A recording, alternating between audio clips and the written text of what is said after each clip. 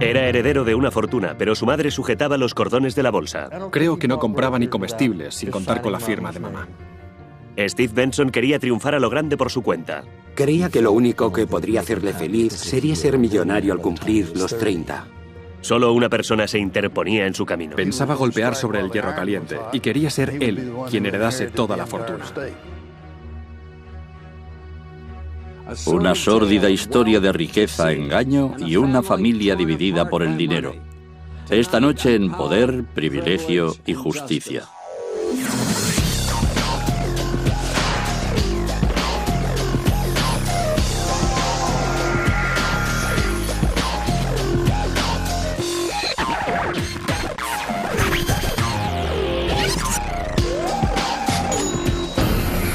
Crímenes imperfectos, ricos y famosos. Dinero sangriento.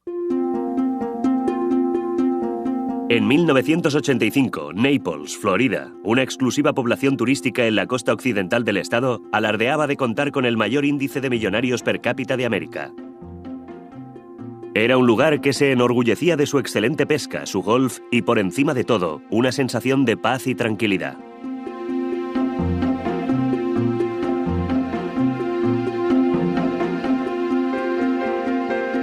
A las 9:18 de la mañana del 9 de julio, la acaudalada heredera del tabaco Margaret Benson se disponía a salir en coche con sus 3 hijos.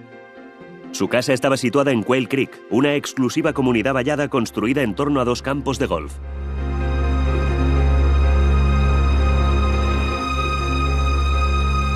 De repente, un tremendo estallido rompió el silencio en el campo de golf.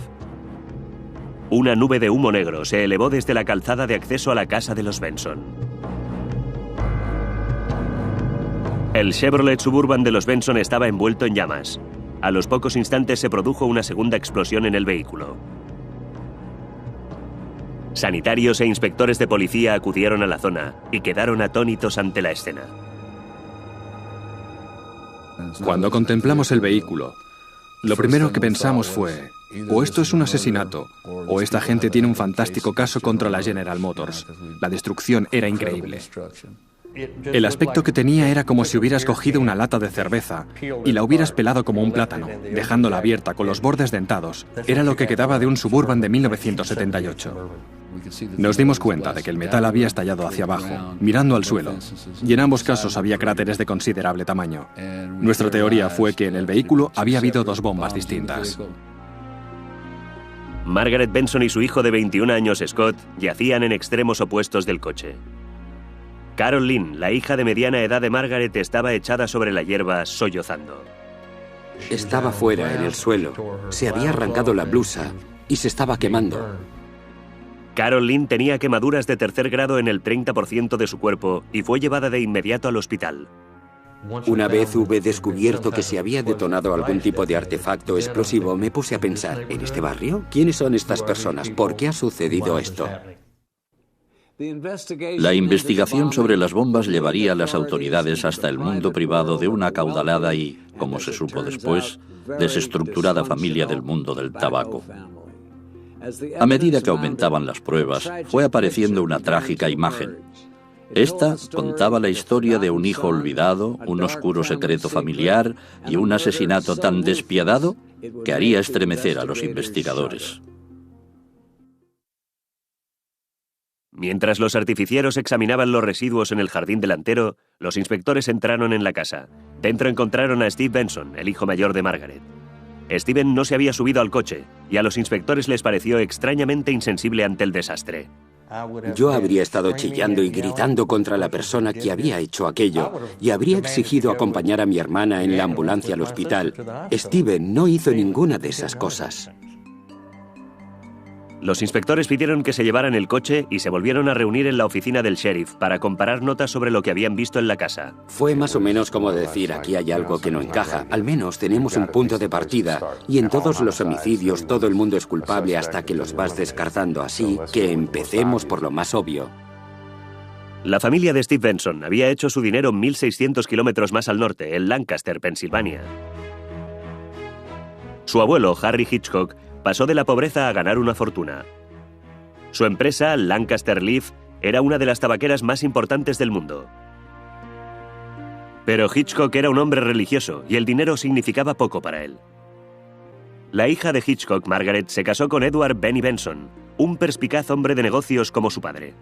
Y en 1945, Benny pasó a formar parte del negocio familiar. Tuvieron una hija, Carol Lynn, y 7 años después un hijo, Steven. Durante su infancia, su padre se ausentaba a menudo de casa por trabajo. Aparentemente era un padre muy estricto y no especialmente afectuoso, por lo que me han dicho. Salía mucho de viaje por carretera y por lo que parecía no prestaba tanta atención a lo que sucedía en casa como al negocio familiar. En Lancaster, los Benson derrochaban el dinero. Tenían una casa de 17 habitaciones, una piscina olímpica y accesorios de baño de oro de 14 quilates. Los veranos los pasaban en su casa de la playa en Nueva Jersey y los inviernos en un chalet de esquí en Canadá. Compraron juguetes, ropa, minimotos, motos de nieve y un almacén para guardarlo todo. La sociedad de Lancaster no estaba habituada a una conducta como la suya.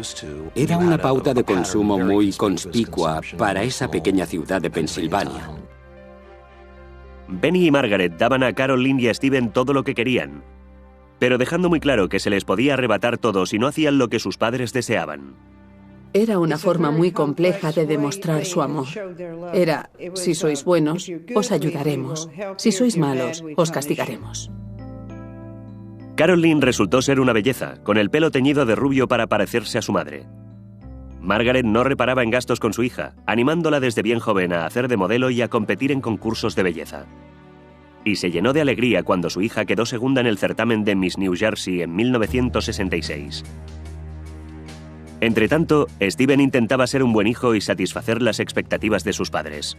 Creo que poseía un carácter solitario, aparentemente más sensible y desde luego más introvertido que el de su hermana. Y creo que en gran medida Steven ocupó el asiento trasero en esa familia. Steven tenía un don para la electrónica y se pasaba horas a solas en el sótano construyendo radios y televisores de fabricación casera. Cuando Steven tenía 13 años, Carol Lynn partió para la universidad y por fin llegó para Steven la oportunidad de gozar de toda la atención de sus padres. Pero esa época de protagonismo duró poco. Margaret anunció que iba a adoptar a un niño llamado Scott. Pero la historia que circulaba por Lancaster era bien distinta. Creo que la mayoría de la gente de Lancaster sabía que se trataba del hijo de Carol Lynn y que los padres habían insistido en que no lo dieran en adopción, porque era preferible que ellos, Margaret y Benny, lo criaran. Había mucha gente que opinaba que se trataba de una típica jugada Benson, una especie de gesto manipulador y punitivo por parte de los padres, una especie de recordatorio constante para Carol Lynn de un error que había cometido en su adolescencia. Benny y Margaret se volcaron en el nuevo bebé. Una vez más, Steven, el buen hijo callado, quedó al margen.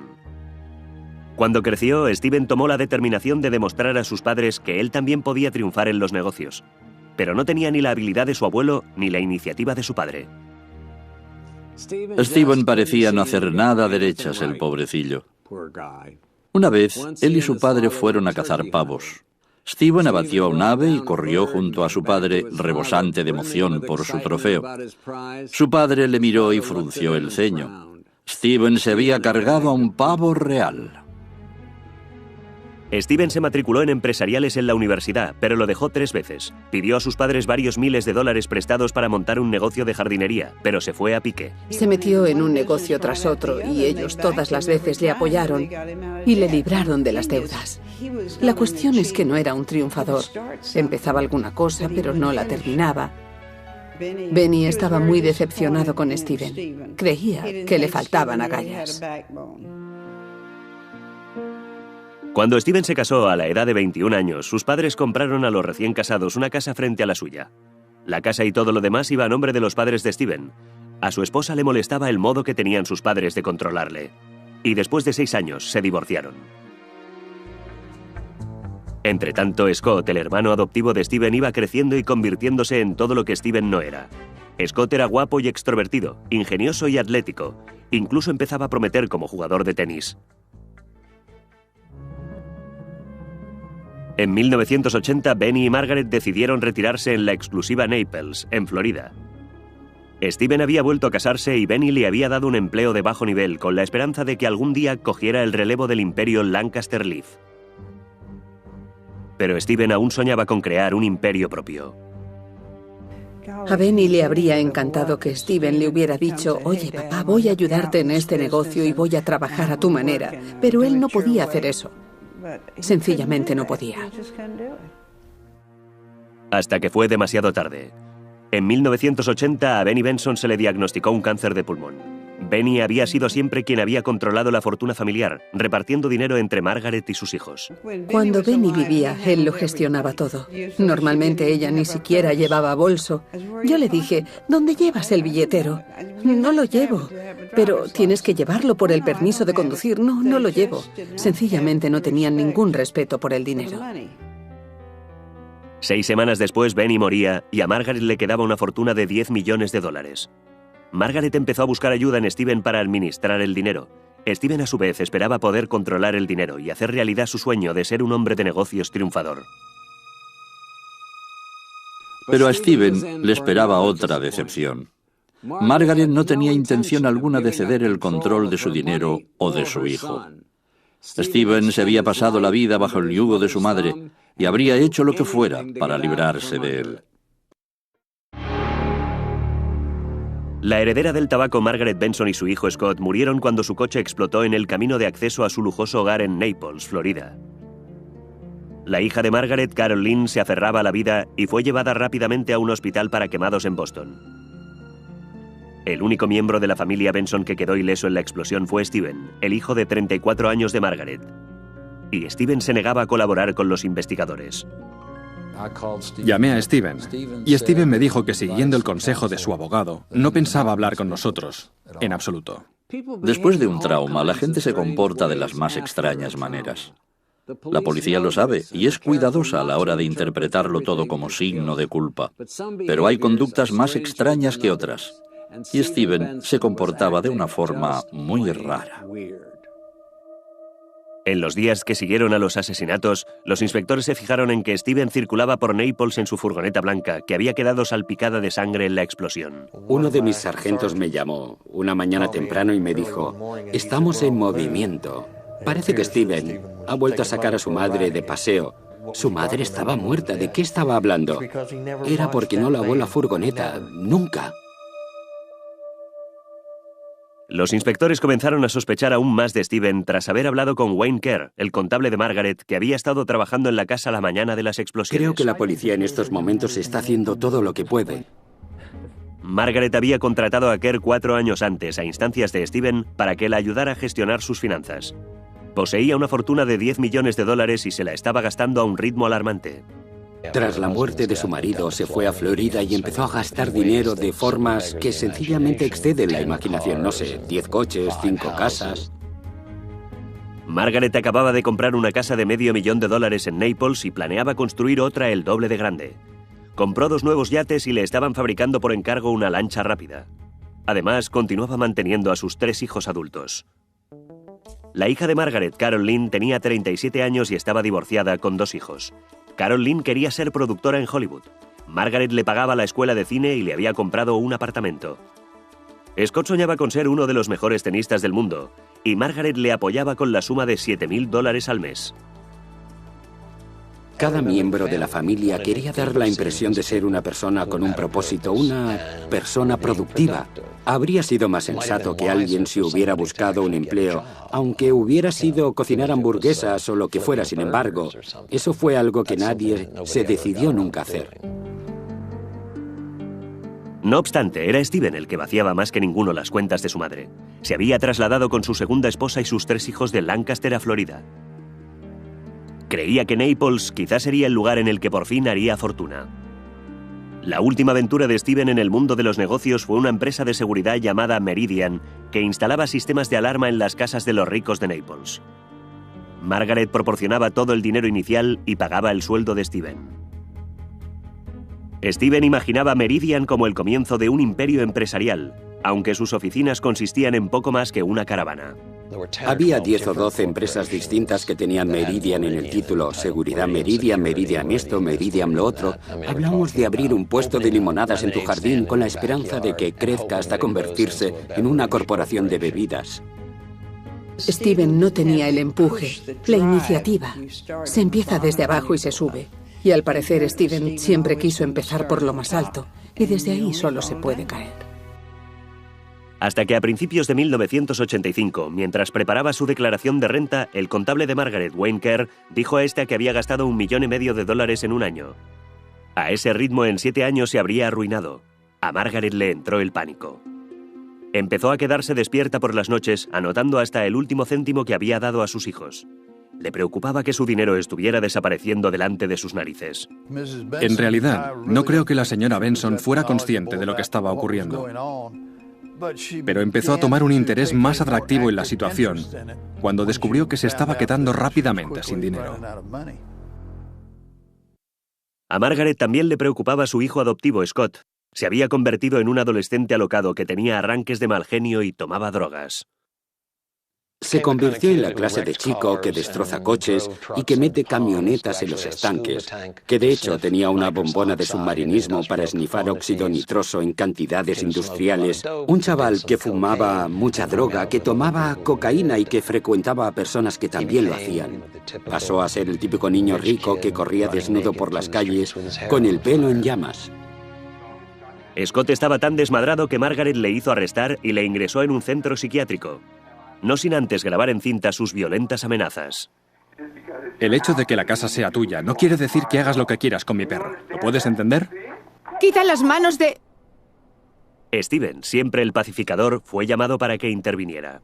Era, comparado con las demás personas, el razonable. Era la persona que tranquilizaba a Scott, de quien su madre dependía para obtener consejo, lo cual no significa que Steve no se aprovechara de ella.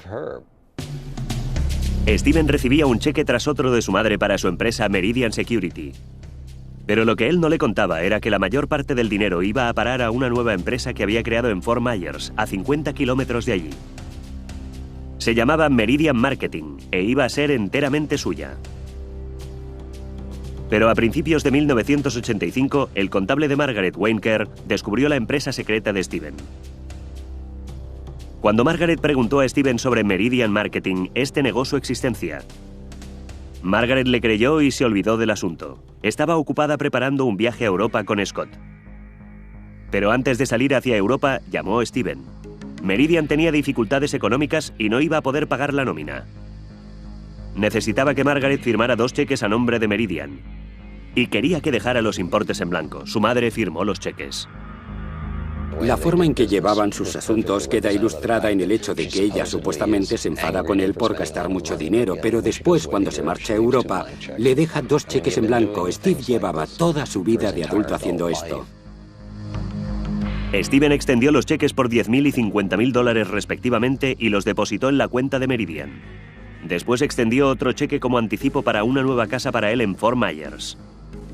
Margaret supo lo de la casa a través de Wayne Kerr mientras estaba en Europa. A Margaret le dio un ataque con eso. Yo le dije, pero Margaret, tendrá que pagarla él. Y ella contestó, ¿y cómo va a pagarla? Margaret acortó su viaje y organizó un encuentro con Wayne Kerr en Naples. Y Wayne Kerr se puso en contacto con ellos para explicarles por qué había sido convocado en Naples. Estábamos convencidos de que Steven tenía un móvil. Steven estaba trabajando cuando recibió la noticia de que su madre iba a volver anticipadamente. Los empleados de Meridian le vieron entrar en su despacho y cerrar la puerta. Dicen que oyeron los ruidos que emitía Steven hiperventilando. Steven se había pasado su vida entera siendo el buen hijo, el que intentaba complacer a sus padres, el Benson que nunca se metía en líos. Pero Steven estaba ahora en un buen lío e iba a hacer lo que fuera por salir de él. El lunes 8 de julio de 1985, Wayne Kerr y Margaret fueron a las oficinas de Meridian a preguntarle a Steven de dónde había sacado el dinero para comprar la casa. Steven dijo a su madre que se había vendido el coche, un Datsun 280 ZX. Margaret condujo hasta Fort Myers con Wayne Kerr para ver con sus propios ojos la nueva casa de Steven. Cuando su madre llegó allí y vio el Datsun 280 ZX, se dio cuenta de que Steven continuaba sin decirle la verdad. Se enfadó mucho y empezó a pensar en modificar drásticamente el panorama económico de Steven. Margaret estaba ya harta. Dijo Steven que Wayne Kerr iba a volver a su despacho al día siguiente para revisar los libros de la empresa. A Steven no pareció importarle.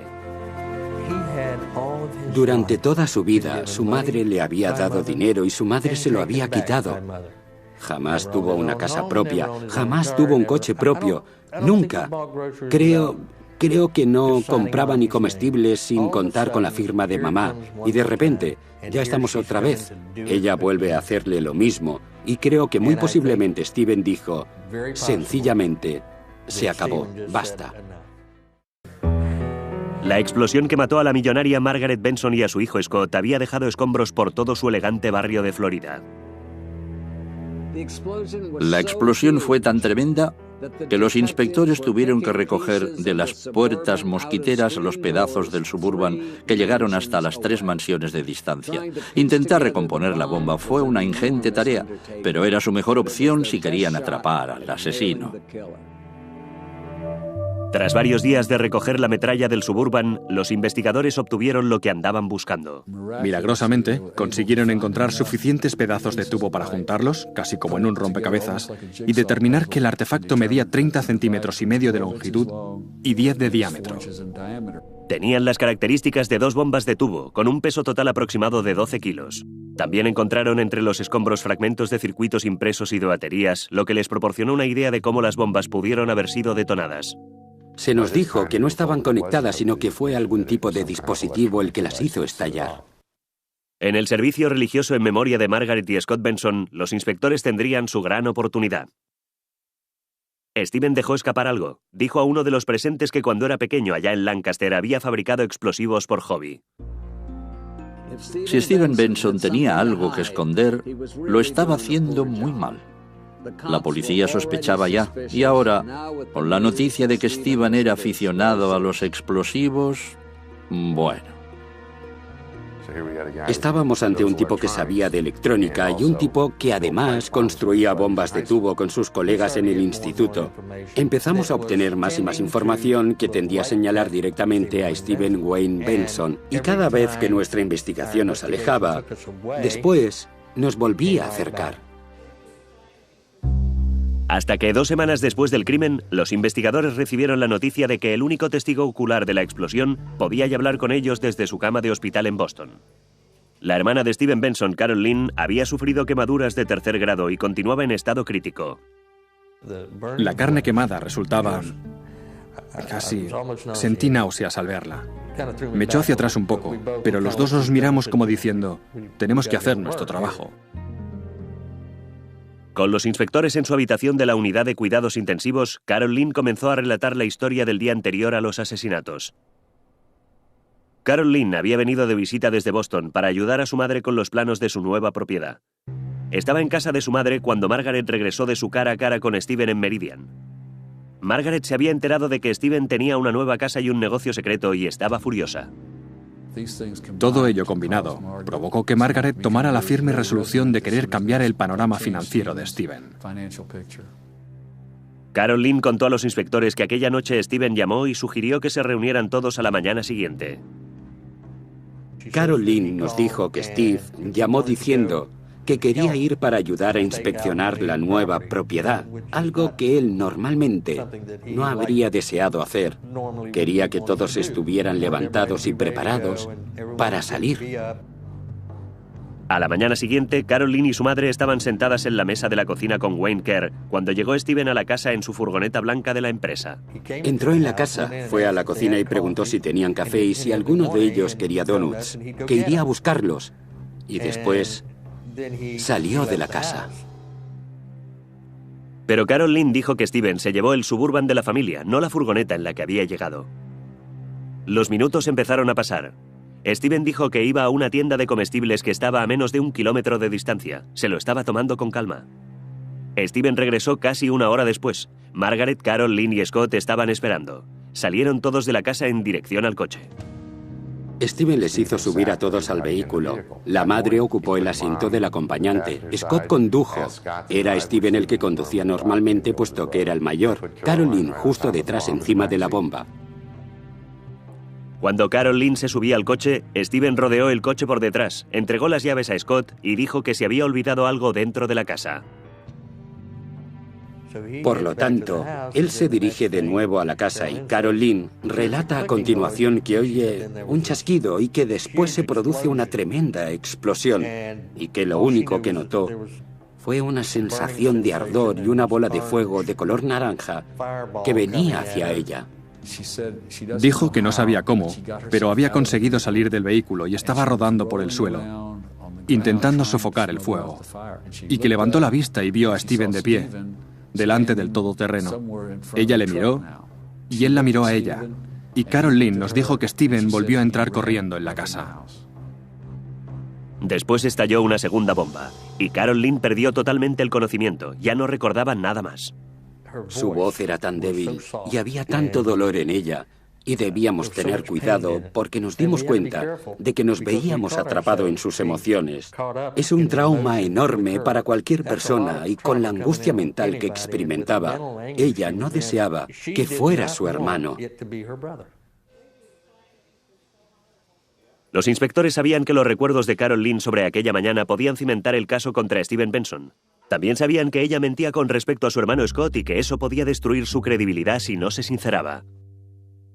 A lo largo de toda nuestra entrevista se refirió a Scott como su hermano, y Mike Kors había hablado con personas de Lancaster que le habían dicho que el rumor que corría era que Scott era en realidad el hijo de Carol Lynn y no su hermano. Se sorprendió mucho cuando le planteamos ese tema. Le sorprendió mucho que estuviéramos al corriente, y cuando dijo, sí, Scott es hijo mío, fue algo casi triste cuando lo dijo. Podía haberlo negado y plantarnos cara. No lo hizo. Eso puso muy de relieve para nosotros, como representantes de la ley, que se trataba de una verdad difícil. Si ella podía mirarnos y decir, sí, su afirmación no hacía más que confirmar que con todo lo demás que nos había estado diciendo nos estaba ofreciendo la verdad.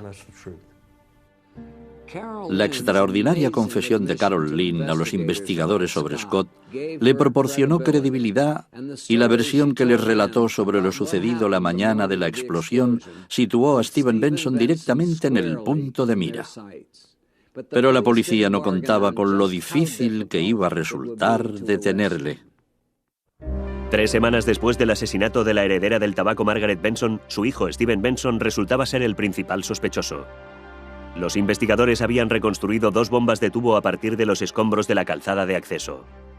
Su siguiente objetivo era igualmente difícil. Tenían que hallar un modo de vincular las partes de la bomba con Steven. Los investigadores imaginaban que tendrían que hablar con los empleados de todas las tiendas de Florida que hubieran vendido un tipo concreto de tubo. Parecía una tarea imposible, pero al final resultó que no tuvieron que buscar muy lejos. Fuimos a Suministros Hughes, donde al final encontramos algo, y anoté que habían vendido un tubo de 30 centímetros y medio y un diámetro de 10 centímetros. Suministros Hughes estaba situado a la vuelta de la esquina del despacho de Steven. Un empleado recordaba haber vendido el viernes 5 de julio, 4 días antes de los asesinatos, 4 tapas de metal galvanizado a un hombre con gorra de béisbol y gafas. Interrogamos a un par de empleados de la empresa Meridian Security y nunca habían visto a Steve llevando una gorra, jamás. Pero el jueves o el viernes, no lograban recordar cuándo, Steven andaba buscando una gorra de béisbol. El empleado dijo que el día antes del crimen el mismo hombre adquirió también 2 tubos de metal y en la tienda había más pruebas en potencia. Encontramos una factura, con la letra de una persona zurda y una marca de la palma de su mano, y sabíamos que Steven era zurdo. Había marcas de la palma de la mano en la factura, pero las huellas de Steven Benson no constaban en los archivos. Steven había contratado a un abogado llamado Mike McDonnell. McDonnell no estaba dispuesto a permitir que la policía se acercara siquiera a su cliente. Nos preguntaron si Steven facilitaría sus huellas palmares. Y dijimos, no. Consigan una orden, si pueden. Los investigadores del condado de Collier sentaron un precedente legal. Extendieron una orden de registro para las huellas dactilares de Steven, algo sin precedentes. Cuando llegaron al bufete de su abogado para tomar sus huellas palmares, Steven estaba tranquilo. El teniente Jack Gent fue quien le tomó las huellas. Y pregunté al teniente Gent qué opinaba. Y me dijo, pues, o es un asesino desalmado, o es totalmente inocente, porque he tomado las huellas aspirantes a puestos de profesores en colegios, a los que les temblaban las manos más que a él. Sus manos estaban firmes como una roca. Las huellas palmares de Steven fueron enviadas de inmediato a un experto forense de la ATF. Las colocó una junto a otra, observó a través de una lupa durante un considerable periodo de tiempo y después dijo, ven aquí, fíjate en esto. Y lo hice. Entonces me dijo, ¿qué te parece? Las huellas coincidían. 5 días después, Steven Benson fue detenido en el bufete de su abogado en Fort Myers. Me senté en el asiento trasero con él y se quedó dormido. No dijo ni una palabra. Se limitó a quedarse dormido en el asiento de atrás. Y yo pensé para mis adentros, menudo hijo de puta despiadado. Steven fue imputado por 2 cargos de asesinato en primer grado y un cargo de tentativa de asesinato.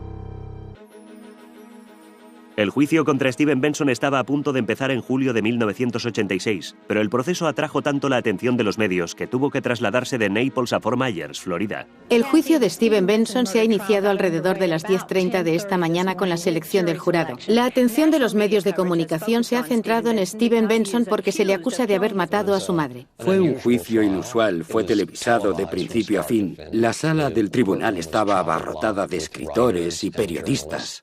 Ofreceremos información a lo largo de todo el día e informes actualizados cuando la situación lo permita. Fue el juicio más importante jamás celebrado en el sur de Florida. Y el callado e introvertido Steven Benson tenía un papel secundario en su propio juicio. Las auténticas estrellas eran sus abogados. La defensa y la acusación tenían estilos opuestos. Estaba Mike McDonnell, elocuente, claro, de gran presencia física, un poco ostentoso. Tenía una bella esposa. Conducía un Jaguar. ¿Cómo describiría toda la publicidad previa al juicio? Omnipresente. ¿Qué quiere decir? En todos los sentidos era lo contrario de Jerry Brock y su hermano Dwight. Nos sentimos tremendamente cómodos con la solidez de nuestro caso y nuestras pruebas.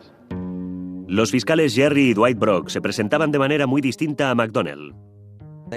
Te daba la impresión de que eran como de campo y muy lentos, pero lograban arrullarte hasta hacerte entrar en esa zona de bienestar y luego te hacían pedazos, literalmente, sí. La prensa no habría podido pedir mejores personajes. McDonnell era ostentoso y los hermanos Brock eran sencillos. Los periodistas lo llamaban la corrupción en Miami se encuentra con los ricos de Beverly. A medida que el juicio se aproximaba, los hermanos Brock iban acumulando carritos de supermercado llenos de pruebas contra Steven. Pero Mike McDonnell esperaba distraer al jurado con sensacionalistas historias sobre el hermano menor de Steven, Scott. Había gran cantidad de información y pruebas que apuntaban a que estaba muy metido en la droga y quizá en el tráfico de drogas. En Florida, esta clase de ejecución de personas se corresponde con los que tienen diferencias con sus socios en el mercado de la droga. McDonnell solicitó la comparecencia del psiquiatra de Scott para que testificara, pero un año antes había sido acusado de acoso sexual. McDonnell también contrató a una experta en selección de jurados, pero resultó que había sido arrestada 3 años antes por pagar para que mataran a su novio. La defensa de Steven iba a ser un buen espectáculo. En medio de todo el revuelo previo al juicio, Steven Benson continuaba callado. Steve Benson se limitaba a estar allí sentado. Era un agujero negro. Era algo en torno a lo cual giraba todo lo demás. La única superviviente de la explosión había salido del hospital y estaba dispuesta a testificar. Todo Fort Myers esperaba poder vislumbrar a la testigo estrella del juicio, la hermana de Steven, Carol Lynn.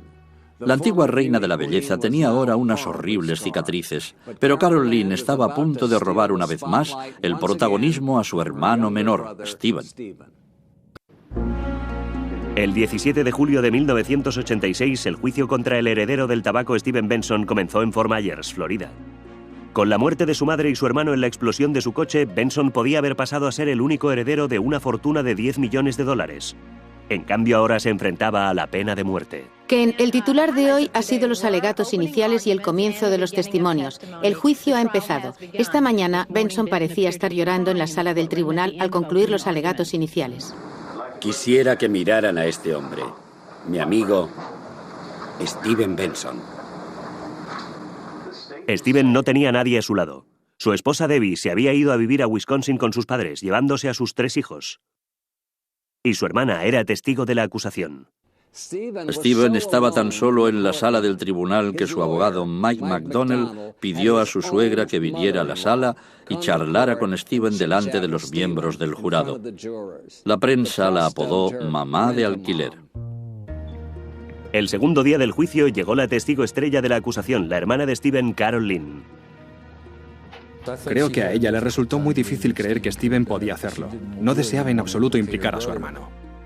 El jurado estaba absorto mientras Carol Lynn volvía a relatar los momentos posteriores a la explosión. Era la primera vez que decía públicamente que Scott era su hijo. Pude ver el cuerpo de mi hijo tendido en el suelo. Y supongo que ver el cuerpo de Scott y verme a mí en llamas fue lo que me hizo reaccionar. Y me di cuenta de que el coche estaba ardiendo y que tenía que salir. Lo siguiente que recuerdo es que vi a mi hermano Steven de pie en el camino. ¿Recuerda lo que estaba haciendo? Solo miraba hacia adelante fijamente. ¿Qué hizo usted cuando se dio cuenta de su presencia en el camino? No podía entender por qué no se acercaba a ayudarme.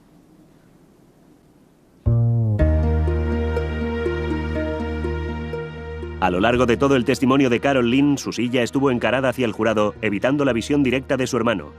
Steven la miraba fijamente, sin mostrar emoción en su rostro. A lo largo de 2 semanas, Jerry Brock fue mostrando metódicamente al jurado un total de 162 pruebas. Demostró que Steven había ido desviando dinero de las cuentas de su madre, que tenía conocimientos para construir bombas de tubo y que había adquirido los elementos necesarios para fabricar la que mató a su familia. El abogado de Steven, Mike McDonnell, intentó alejar las sospechas de su cliente, sugiriendo que fue el hijo alocado y rebelde Scott, no el hijo callado Steven, quien quizá había llevado la tragedia a la familia. Y no pretendo hablar mal de los muertos, pero los hechos hablan claramente de que Scotty había tomado la dirección equivocada. Había conflictos en la familia y el papel de Steven, a mi entender, dentro de ella, era de pacificador y por consiguiente los cargos contra él no se correspondían con lo que había demostrado en el pasado. En cambio, los demás peleaban constantemente, se amenazaban y actuaban de forma disfuncional, extraña. Presentó la grabación que Margaret hizo de las violentas amenazas de Scott hacía más de un año. Aquí todo el mundo sabe que tú lo llamas mi perro. ¿Lo estás oyendo, madre? Y escucha cuando te digo que lo dejes fuera de la casa. El hecho de que la casa sea tuya no quiere decir que hagas lo que quieras con mi perro. ¿Lo puedes entender? ¿Eh? ¡Quita las manos de...! Después McDonnell pidió la comparecencia de testigos y trató de relacionar el consumo de drogas de Scott con su asesinato. Scott tenía una botella de óxido nitroso, coca, y fumaba también porros. ¿Cuánto tomaba Scott Benson? Una vez inhaló también. ¿Y qué hacía Scott con toda esa cocaína? Se la metía por la nariz. El problema era que nunca se podía identificar a Scott como un importante traficante de droga. Se podía decir que Scott había comprado una bolsa de marihuana, un poco de nitroso o alguna otra cosa, pero siempre en pequeñas cantidades. Creo que la defensa hizo lo único que le quedaba por hacer. La única cosa que se puede hacer cuando tu cliente es obviamente culpable. Utilizar la defensa de «eso lo hizo otro». El juez se limitó a decir «está lanzando mierda a la pared a ver qué se pega». El juez Hugh Hayes estaba muy molesto con el equipo de la defensa por desperdiciar el tiempo del jurado con habladuría sobre el hermano de Steven, Scott. Eso es de segunda división. Y en esta clase de juicio, con todo lo que hay en juego, en cualquier tribunal, es irritante. El alegato final de Jerry Brock fue irrecusable. Estaban las pruebas físicas, las huellas palmares, la factura y los estados de cuentas bancarios. Y estaba el claro retrato que pintó Brock de la relación de Steven con su madre. El hijo malcriado y resentido que mató para escapar de las riendas controladoras de su madre. Yo estaba sentado junto a Carol Lynn cuando escuchaba a Jerry Brock detallando todas las pruebas contra Steven. Me preguntó cómo esperaba poder salir impune de esto. Durante toda su vida, Steven Benson había sido eclipsado y marginado. Ahora ocupaba el centro del escenario y su público de jurados estaba a punto de decidir su destino. El juicio de Steven Benson por el asesinato de su madre y su hermano duró 3 semanas. Su suerte estaba ya en manos del jurado. Hacia el final del juicio, el patriarca de la familia Benson, el abuelo de Steven, Harry Hitchcock, llegó desde Lancaster, Pensilvania. Harry Hitchcock debió quedar destrozado. Como tantos otros que han forjado un imperio, él había salido de la nada creando una fortuna que dejara a sus hijos y estos la habían despilfarrado. Observadores presentes en la sala aquel día dijeron que ni una sola vez miró a su nieto Steven. El jurado tardó un solo día en llegar a su conclusión. Veredicto del Estado de Florida contra Steven Benson. El acusado es culpable del cargo de asesinato premeditado en primer grado. Señora Foster, ¿es ese su veredicto? Sí. Cuando se leyeron los veredictos de culpabilidad, Steven reaccionó con una absoluta falta de emoción. Cuando era conducido al exterior del Palacio de Justicia, los periodistas le gritaban preguntas. Él ni contestó. A la hora de dictar sentencia, el jurado estaba dividido con respecto a la pena de muerte. En todo este tiempo, Steven no ha hablado nunca con la prensa. Solo Steven sabe por qué lo hizo. ¿Por qué lo hizo realmente? Después del veredicto hablé con un miembro de la acusación que me dijo que él no creía que el móvil fuera económico. Opinaba que era personal y psicológico, porque su madre era manipuladora, controladora, y él veía a esas alturas de su vida que mientras ella estuviera viva nunca conseguiría librarse de su yugo. Por consiguiente, decidió matarla, y matar también a su hermana y a su hermano. Una de las cosas que siempre me resultó absolutamente reprensible de este caso era que Steven había matado a la mujer que le había dado la vida. Y enfocándolo desde el punto de vista de mis valores, creo que no se puede ser más malo. Duele, duele. Y yo sé muy bien que si Margaret estuviera viva, y aunque Margaret supiera lo que había pasado, sé que en su corazón, hasta cierto punto, aún sentiría mucho amor por Steven. Al final, Carol Lynn heredó el grueso de la fortuna de $10 millones de su madre. Y a Steven no le quedó nada. Es una persona que procede de una familia muy adinerada, pero ese hombre tenía tan poco dinero que después del juicio no pudo pagar siquiera una transcripción mecanografiada del proceso para poder presentar una apelación. El patriarca de la familia Benson, Harry Hitchcock, murió en Lancaster 3 años después del juicio. Harry Hitchcock creía que su dinero había corrompido a sus hijos y sentía grandes remordimientos por ello. Y creo que al final tomó la decisión de que cuando muriera, su dinero se entregara a varias organizaciones benéficas y solo una cantidad limitada se entregara a la familia.